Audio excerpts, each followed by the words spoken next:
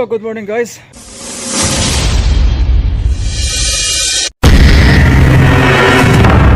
Welcome back to our channel. Mabuti guys. Nagkasama na naman kami ng ng service ko na na cellphone. Ito po guys, 1 week na development. 3 weeks na pala mga kaplastadas. So 1 week na hindi ko nakasama tong cellphone ko gawa ng nagkaroon ng problema. So ito po guys yung yung update ng ginawa namin dito sa 3-story na residential project. So yun po guys, nakapag CHB na po kami mga kaplastadas, at nung Sabado hinabol namin mabuhusan tong isang poste. So yun po guys, at tatlo na lang yung posting titirahin namin, yung dito sa may yung dito sa banda sa may harap na kapartner niyan, at dito po yung isang kapartner din sa kabila mga kaplastadas, at nandun sa septic tank yung isa. At sa ganun pa rin po guys, may kahirapan pa rin po yung natin, yung paggalaw at paghukay natin gawa ng sa baba napakaraming mga basura. At magandang umaga to sa mga katropa ko sa Stoneworks TV mga kaplastadas, at alam kong interesado po kayo, pakisundan nyo na lang po yung episode ng 3-story residential project mga kaplastadas. Marami. Kaya ito oh ibu kape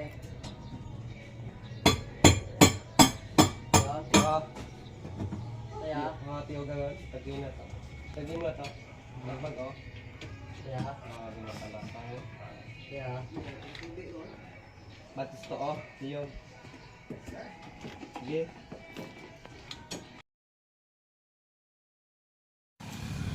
At ayun nga guys, nagkakabit na po kami ng ng rebar sa poste. Bali, papasok dito mga kaplastadas ay 4 na D20 at 8 610 mm mga kaplastadas. At ayun, naghahalo na nga kami. At nabuhusan na po namin yung pundasyon.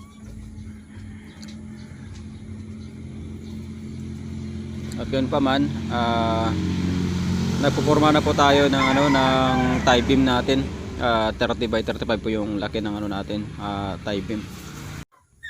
At yun po guys, nakapaglagay na rin tayo ng ties sa column. Bali 5-5 at 5 po yan, just bali magkasalubong po yan mula doon sa pinaka elevation po ng natin, pedestal mga kaplastadas.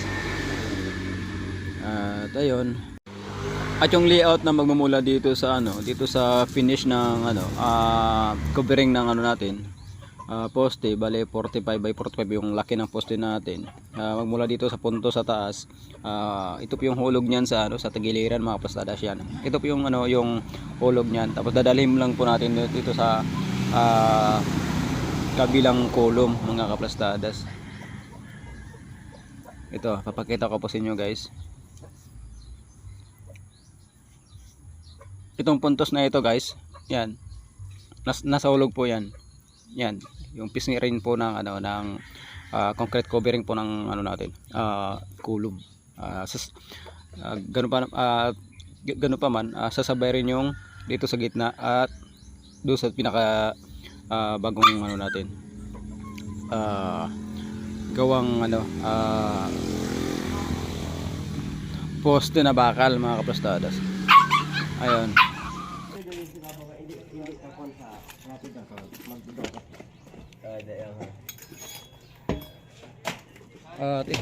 At ito mga kaplastadas, ito yung puntos na pagkukuha na natin para tatama yung natin, finish ng buhos natin mga kaplastadas. So yun, dala ko po yung bunso ko dito na walang klase ngayong araw na ito. At ngayon guys, nakapagbakal na rin kami dito. Siyempre nailagay pa rin natin sa sa proseso yung natin, ayon doon sa sa structural na plano, 4 na 5 at 4 na gis mga kaplastadas. At ganun din sa lubog doon sa kabila mga kaplastadas. Yan. At ito walang extra bar yung natin, itong floor tie beam natin mga kaplastadas. Yan. At siyempre yung buhos natin naka L/3. finish ng ano natin, mula dito sa finish ng column natin. So kung ilan yung sukat na ito mga kaplastadas, itong finish ng column at saka finish ng column, i-divide natin sa tatlo po yung mga kaplastadas kung ilan yung lalabas. So dito po yung naka-blackout, dito po naka-blackout yan, dito yung buhos natin. At syempre bago tayo magbuhos, huwag natin kakaligtaan na maglagay tayo ng dowel para sa CHB mga kaplastadas. So ito yung dowel sa CHB at ito yung dowel sa flooring mga kaplastadas. Yan, ito po yung dowel sa flooring. Yan, hanggang doon sa dulo, naka L/4 rin yung buhos natin dyan sa kabila mga kaplastadas. At syempre bago tayo magbuhos, double check nyo muna yung puntos natin. Ito yung level na sa natin, buhos ng natin, bali wala pa yung dito 10 cm na buhos natin sa flooring mga kaplastadas. Yan. At paki double check na lang diyon yung yung level natin para pantay yung pagbuhos natin. Ito yung mga karpintero ko at partner na isang labor. Yan. Paki double check na lang na maayos. So yun guys, gaya ng sinabi ko kanina guys, ito yung reference na finish ng natin, buhos dito sa kulo mga kaplastadas. Yan, kaya hinuhulugan yan.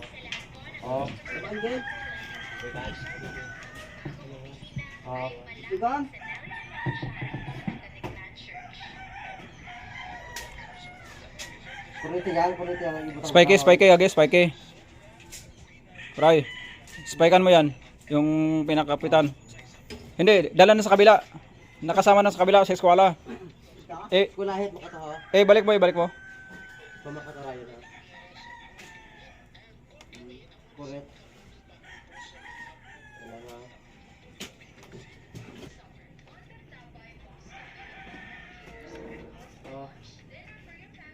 Naka-offset na yan, naka-offset dito, papunta rito. Dos pagdadas.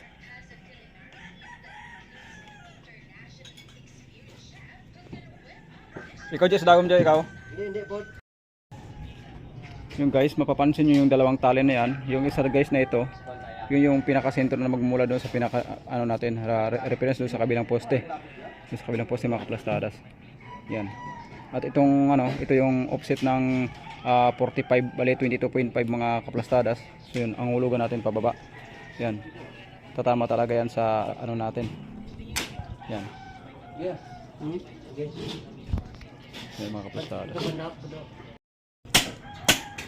So ganoon yung proseso mga kaplastadas na pag-layout ng forma sa poste.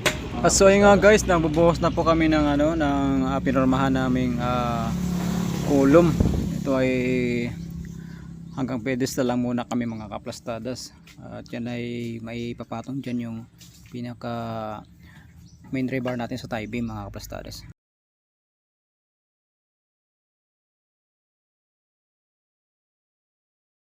So magandang hapon kaplastadas, update na naman tayo. Bukod sa ginawa natin kahapon mga kaplastadas, binuhasan natin itong tie beam dito. Iyon. Siyempre magtiran tayo dito ng natin, L/3. Buhos natin para may tibay yung natin. Floor tie beam. Yan. Kapag CHB na po tayo mga kaplastadas. Ngayon, maghahalo tayo ng pambuhos dito sa karugtong ng floor tie beam natin mga kaplastadas. Ang laki nito ayon doon sa nakasad sa plano is 30 by 35 mga kaplastadas. At ayun, nakapag flooring na tayo. At siyempre hindi pa rin mawawala mga kaplastadas itong puntos natin na tansi na nagsisilbing level sa natin sa pagbuhos ng mga kaplastadas. At ganun pa man yung bakal natin dito, continuous mga kaplastadas. Dito continuous po yung bakal natin na magmula doon sa huling natin, poste. At iskolahan na lang po natin yan doon. At ayun, ito yung mga katropa ko sa construction. Ito si John at si Jason at yung si Light ko, yung labor namin mga kaplastadas. Sa atong mixing ng halo natin para sa sa buhos is 1. 1:3. Isang sakong semento, dalawang buhangin at 3 sakong graba mga kaplastadas. At standard po yung pagkapuno ng sako mga kaplastadas. Syempre para sakto lang yung tapang natin. Semento. Syempre ganun pa man mga kaplastadas. L over 3 pa rin tayo dito sa blackout ng ano natin. Ito po yung blackout ng ano natin dito. Hanggang dito po yung buhos niyan. Ayun po mga kaplastadas, makikita nyo na. So yun mga kaplastadas, at update ko pa rin kayo hanggang sa pag lagay namin ng mating dito at isang poste mga kaplastadas.